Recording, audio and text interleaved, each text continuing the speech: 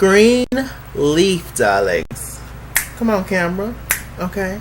Greenleaf, darlings, episode 2. I told y'all, since it's on Wednesdays, on the day that I work, the episodes will be a little later. I have to do them a little late. But yeah, I'm here. Greenleaf. Shouts out to Greenleaf. Yes! I love the show. It's good to mix the ratchet with the non-ratchet. You know, I love it. I love it. Okay, so anyway. Okay, so the episode began with James Bishop Greenleaf. You know, y'all know James. And Lady Mae, Child Lynn Whitfield. They are, just chilling in the house. James is tossing and turning in the bed. He's trying to go to sleep, but he can't find a comfortable spot because he's not in his original bed where Lady Mae is. He is in the guest room, and the guest room bed apparently is hard, which is, I'm assuming, why they never had no guests over. I ain't sleeping in a hard ass bed. I'm just not. So anyway, he went into the main room, and Lady Mae was sitting there reading the newspaper. She was just like, "What you doing? What you come up in here for?" And he was just like, "Look, I ain't sleeping in that hard ass rock bed." She was just like, "Look, we gonna front for Miss Clara because we got to get this money from Miss Clara, okay, to pay this $2 million debt that we owe to the IRS, okay." But we not going to front for the kids because they know what's up. And we not going to front for ourselves. You need to take your broke ass down there on the couch and sleep down there because you ain't sleeping in the bed where I'm at. He got so upset, ends up walking down there. But before he got down there, he saw Gigi coming in from one of her sexcapades with Darius. And, she started to talk. She was just like, "What's going on?" He was like, "Look, your mama trying it. But we'll be fine in like a week or so." Grace Greenleaf was just like, "Child, I'm grown now. Stop telling me fairy tales. You tell that shit to Charity, okay? Because I know better." And he was just like, "Child, I ain't trying to hear nothing you got to say. I'm about to go to bed." She was just like, "Alright, that's cool." So, moving on from that scene, let's see. We see Grace Greenleaf. She is in the office. Talking to Rochelle LaToya Luckett. "Torn in between the two, 'cause I really wanna be with you. She don't really touch you like this. Gave you swag in a duffel bag. You gon' regret the day." That was my bop. That was my ish. But anyway, I'm talking to Rochelle. And Grace wants to create this legal defense fund for victims of domestic violence. Basically, a fund, outlet for people who suffer from domestic violence, sexual violence. Because a lot of times those women or men don't have access to good lawyers to, help them with their case and stuff. With the whole thing that happened with Uncle Mac, he got off, from it. They ended up getting them at some point, but, he got out of jail. And then, obviously he's dead now. So Rochelle, she was just like, "Yeah, I'm glad that your uncle's dead. I dealt with that same thing." And Rochelle was just like, "What do you mean you dealt with that same thing?" And then she kind of changed the subject because she was getting ready to get out of character. Because y'all know that Rochelle is with the shits. She's trying to take the Greenleafs down. And so is Tasha Skanks. So, she had to jump back into character. And Grace Greenleaf was just like, I got my eye on your ass. Let's see. What else happened? So they had that conversation. Meanwhile, we have the Bishop and First Lady, Lady Mae. They're coming into the building, all smiles, putting on fronts like good old church people do. Just grinning to the people. Just speaking to the folks, trying to act like ain't nothing wrong. Then one of the church mothers came up to him. I forgot her name, of the gray hair. She was just like, "Yeah, Lady Mae, how you doing? Bishop said you was out of town, and Grace said that you was sick. So which one is it?" She was just like, "Ooh, girl, I was out of town, and I was sick. When I got out of town, I had food poisoning. Girl, just shitting everywhere, just shitting." And she was just like, okay. You could tell she didn't buy that mess. We didn't buy it. We didn't even buy it, you know. So, a little later on, we see Rochelle. She sees Lady Mae in the hallway, talking about, "Hey, Lady Mae." Lady Mae was just like, "Child," because ain't nobody trusting Rochelle, and the only reason that Faith got Rochelle around right now is just to keep an eye on her ass, the good old cat eye on her, just to find out what she really doing. And Lady Mae was just like, "Hey, girl, what you want?" Rochelle gonna have the nerve to say, "How is our little Zora doing?" Now you know Zora is Jacob's daughter, Lady Mae's granddaughter, one of them. And she was just like, "In what way?" And Lady Mae started to read her a little bit. She didn't come for Lady Mae, but obviously Lady Mae don't trust her for good reason. She's a snake. She also said that she don't quite know what she's dealing with when it comes to her. But you're gonna find out. But I feel like, unfortunately, it's probably gonna be too late when y'all find out what's really going on with Sister Rochelle and Skanks. So what else is going on, child? So let's see. Zora, she had a scene when she tried to use the phone. Y'all know they done lock Zora up. And she wanted to call Sophia. She was gonna take the phone and go into the room. Jacob was just like, right here is where you gonna use that phone call, because I don't know if you calling that fool or not. She was just like, "Oh child, forget it." She was gonna try. She's still in love with Isaiah.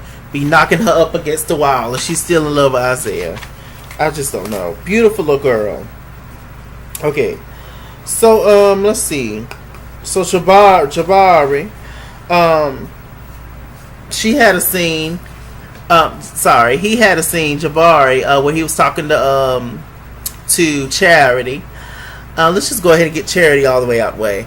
I had a scene with Charity. She was talking to him, and she was just like, "Look, I'll be there Wednesday. Y'all know Kevin's back in the town, and he didn't want her. He did not want her to take the baby on the road with her." And she was just like, "Okay." She was like, "Look, I'll be back Wednesday." They set in a replacement for her. A little later on, Charity, she had a scene with Clarissa. They were sitting down talking about the whole thing. Clarissa was just like, "Look, that man is a good daddy. He might want a good husband and whatever, but he's a good daddy, and stop keeping him from his child. You need to stop doing that." And so she agreed, and she, agreed to go ahead and take him over there to Kevin's home. Now, y'all know that Kevin's gay. And she got over there, she was checking everything out, and then all of a sudden Aaron comes in, which is Lionel's gay son. Lionel is James' best friend, and was also Lady Mae's friend, but we found out that Lady Mae and Lionel had an affair, and their whole gig. So Lionel's nowhere to be found. They done killed him off. But the son, he's still on the show. And he come in with a bag of groceries. She was just like, "Do you live here?" He was like, "No, I don't live here." Lies. He do live here. And, she wasn't gonna leave her son with Kevin and Aaron, because let's just talk about some real shit real quick off the show.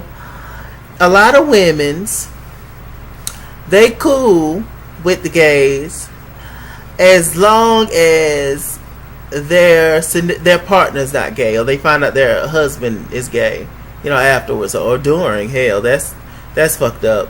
I'm just saying, like, as long as their husband ain't gay, as long as their brother ain't gay, their son ain't gay, their uncle ain't gay, is their daddy, as long as it ain't close to them, then they can deal with it. They can have little gay boys running behind them holding their purses and stuff.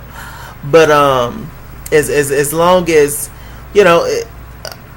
her son being a boy, and her she ended up being somewhat cool with Kevin being gay, but the fact that Kevin got a man over there, it hit her pretty hard. It hit her like a ton of bricks. Child, she done called Jabari.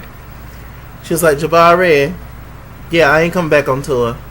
I ain't leaving my son with these queens. Got to go."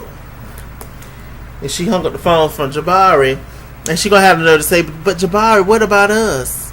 like Brandy, what about us? Jabari hung up the phone. I told y'all last review that Jabari's only interested in what Charity is doing for him. Charity is also paying his bills by singing background and writing songs. This his gig. This is life. That's all that was. It was just on the road romance. He ain't really into Charity like that. And furthermore, he's not going to stop his own career for Charity. So, good luck, Charity. Charity's beautiful. Okay, so what else is going on, child? They had a scene, Clarissa, she's talking to these parents, child. Bougie black folks, bougie parents, hateful. They got mad because their son made a B on a paper. And they wanted Clarissa to change his B to an A because they feel like they put so much money and stuff into the school and put so much into him, they just don't understand why he got a B. Like they felt like they was gypping him, their son. And I was just like, y'all really are some fools. But I know a lot of parents, not personally, but I just heard it through the grapevine, like Gladys Knight. A lot of parents pay teachers off and stuff, to give their kids A's and B's and stuff through school and all that. They do that. That shit's real. And I'm just like, ooh. So Clarissa, she ended up coming to the church late. Because, she's a principal and she was dealing with the whole thing with the crazy parents. So she gets in there and the whole church function is over. Basically, it's just recruiting new members to come to the church that Jacob run. So that she come up there, she arrived late. They meet this little old lady, and she was just like, "Oh, it's just so wonderful here." And she meets Clarissa, and shook her hand, and she was just like, "Oh, are you joining the church too?" Clarissa was like, "No, I'm the first lady." And then she looked over at Tasha Skanks and was just like, "Oh, I thought that you were the first lady." And I'm sure Tasha then clarified that she wasn't anymore. She was just like, "Oh no, this is the first lady, and thank you so much, ma'am." And then she ended up walking off, and she was kind of feeling some kind of way about that.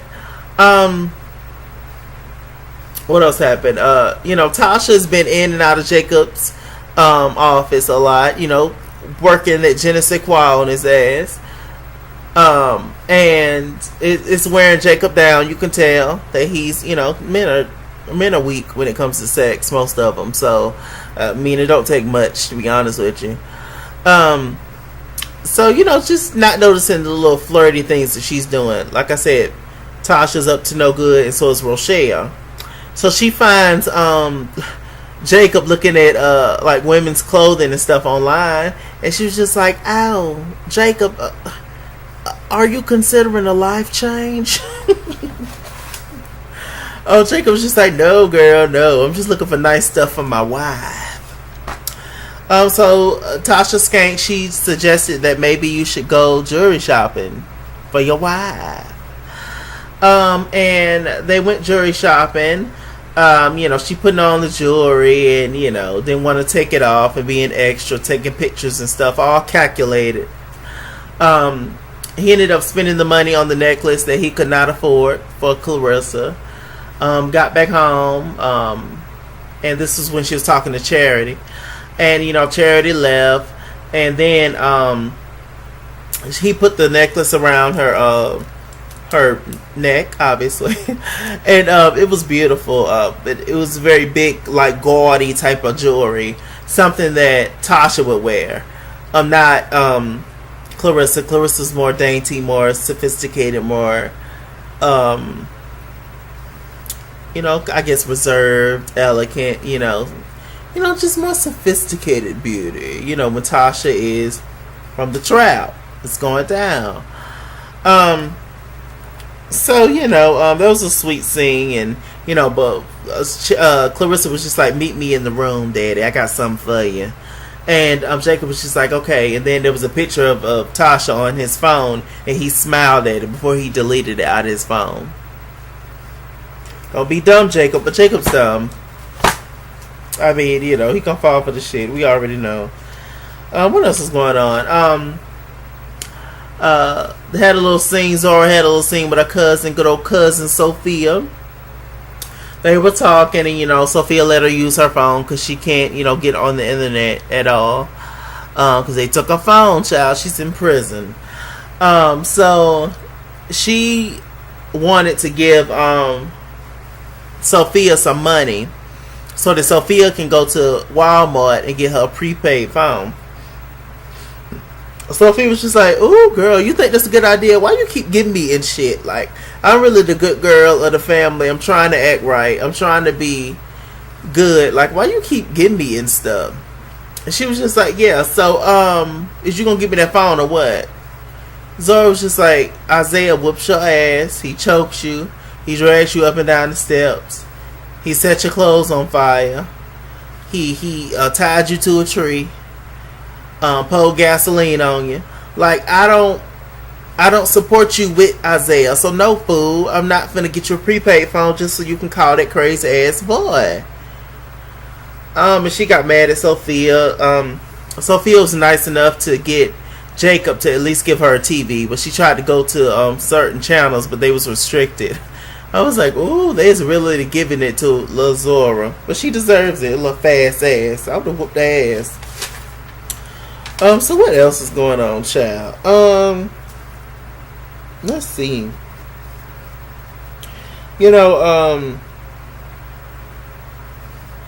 Grace had a scene with Rochelle. They're working on the whole little fund and stuff. And Rochelle was just like, "Grace, is there anything that you want to tell me?" Grace was just like, I just don't know how to say it to you. So I'm just going to say it. "Is anything going on with you and my daddy?" She was just like, "As much as I talked to you the other day and how much we agree that, we are women of a different brand and, women are always intimidated by me, always think something bad about me because of my past. How dare you ask me that?" She got up all offended, LaToya Luckett, and she walked on out, and then she had a smirk on her face. Then she came on back in and, she had to get back into character. She was just like, "Well, you're not getting rid of me that fast," because she has a job to do. Basie Skanks put her and Tasha on, a mission to take down the Greenleaf's empire, darling. And so she had to get back into character because I'm sure she getting paid for it, for what she doing. Special Agent Luckett. So, yes. What else is going on, child? I'm sure Clarissa's not going to be happy to find out that Tasha and Jacob are spending more time together. Get your man You need to put that principal gavel down, child, and go and see about your man at the church house, Clarissa. So they invited Clara over. Lady Mae and James invited Clara over. A longtime friend of the church. Her husband unfortunately died. She's a widow, and they're talking about the good old times, the good times, and talking about her husband and stuff. Just putting on fronts and stuff. That lady worked roots or something, because as soon as she came in, she said, "Something ain't right about this area. Something ain't right." But then she started talking about the pictures, and they thought that she picked up on the fact that something's actually not right in the household. There's a lot of foolishness going on. But no, she was just like, "Oh, it's the pictures." And of course it was just like, "Oh yes, it's the pictures, darling." Oh God, it's good old church fronts. So they had that scene, and they ended up asking her for the money. She was just like, "Is this why you invited me over here?" James was just like, "It's part of it." She was like, "Well, don't y'all got the money?" He was like, "No, child, we ain't got the money. We wiped out Uncle Matt before he kicked the bucket. He didn't check on this stuff. We owe $2 million. She ended up saying that she was gonna see what she was gonna do. So James ended up walking the lady out. Lady Mae just sitting there looking. And he was just like, "What the hell wrong with you?" Lady Mae was just like, "Did you tell that Rochelle things about our family business? How does she know about Zora?" And James was just like, "Oh, I'm not dealing with this anymore."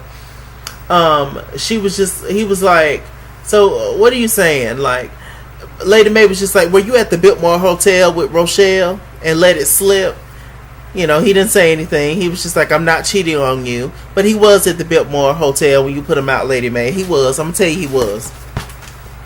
He can't do nothing to me, And he was just like, you know what, Lady Mae, you was really showing out, acting a fool, playing the victim when you got your own sins going on here, for your own sins going on. And he said something very profound. That James, he said, I have never seen a woman so fragile she can't see her own sinfulness. Basically, that means to stop acting a fool like you all brokenhearted, and stop acting like you holier than thou, like you ain't did nothing when you slept with my best friend Lionel, child. We pooch on over to Grace. Grace just got finished having sexcapades with Darius, Rick Fox. I don't blame you, Grace. And Rick Fox is strongly against the church. Rick Fox knows all her family tea because Grace ain't got nothing else to talk about. So she talks about her tea and her family's tea. And they was just like, he was like, why don't you stay over here? Grace don't really want Lady Mae them to know that she's having sex, because the whole church having sex without marriage, and they don't really too much care for Darius anyway because his feelings on the church and all this other kind of stuff, and whoop to whoop. So she was just like, I'm going back. She was talking about them in the bathroom. She was getting dressed, and she was just like, I'm not about to put up with this, and so I'm about to go back over to the house. And Darius is just like, well, who cares if they know we're having sex? Don't be a hypocrite like them. He just kept making smart comments. And even though, she know that her family is a trip, that's still her family. That's still a soft spot. She still loves and cares about her family, and she still loves and cares about the church. So she took that offensively and she left. I probably would have too.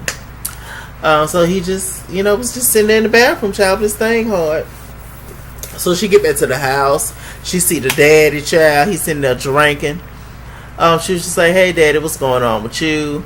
And she gonna say, look, mama is upstairs crying her eyes out. Daddy was just like, oh, what is going on? And then Grace went on to say, why don't you get rid of Rochelle? What's going on with Rochelle? He didn't say nothing. And then, Grace was just like, after you slept with Aunt Mavis, she has the right to be upset and all this kind of stuff. He damn near broke the glass because he tired of hearing about his affair with Aunt Mavis, which is Lady Mae's sister, Oprah, darling. So, he, before he went to sit down, he looked at Grace dead in her eyes and said, your mother had an affair with Lionel. Yeah. To be petty, but just like, I know you coming down on me, but you need to come down on your mammy, too. They shoot the scene to Lady Mae. She laid up there, stressed out, upset, drinking tea. She came in. Lady Mae was just like, what is it, Grace? And Grace was just like, did you have an affair with Lionel? She sat up then and got up. She was just like, don't you dare say nothing to me. You have no right to judge me. Grace was just like, no, wench. You have no right to judge me. All the shit you don't put me through, blaming me for every single thing that goes on in this house, and all the shit that you let go on up under this roof, and you gonna come for me and judge me, and you slept with Lionel? I am done with feeling guilty. I am done. I was like, ooh. It's some acting fools on this show. Everybody on the show can act their ass off. All of them. So, I was just like, ooh, God, I felt that deep in my spirit, child. So, cut to the last scene, child. We got Bishop on the phone, James, talking to somebody. She pooched on right on past Corinne, the receptionist. Lady Mae came in there and slammed the door. She was just like, what the hell are you doing? Hang up the phone. Hang up the phone right now. She was just like, how dare you tell about my one sin that I slept with Lionel after you had broken my heart into a million pieces? That's the only reason I did it. That's the only reason. She was just like, as soon as we get this money from Clara, and as soon as we are done with this IRS mess, I am divorcing your black ass. I was like, ooh.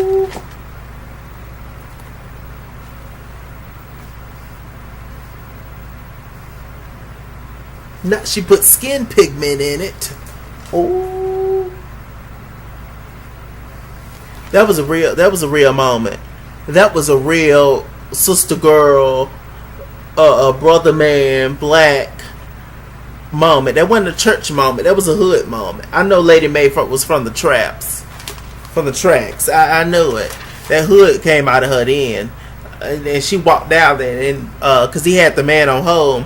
And before she walked out, she said, "Oh, and James, don't keep people on hold too long. It's rude." I was like, ooh. Lynn Whitfield. That's an acting ass woman. You hear me? Legend, darling.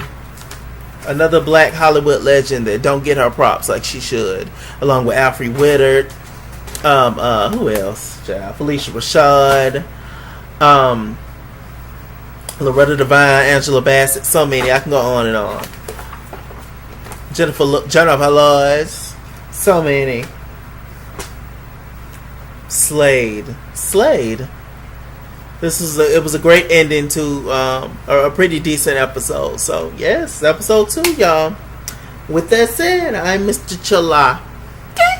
Mr. Chalaki on Google Plus. Follow me at ItsKingsWorld on Instagram and Twitter. At ItsKingsWorld89 on Snapchat. Chase King on Facebook. All that good stuff. Like, comment, and subscribe, darlings. And I'll see you guys later.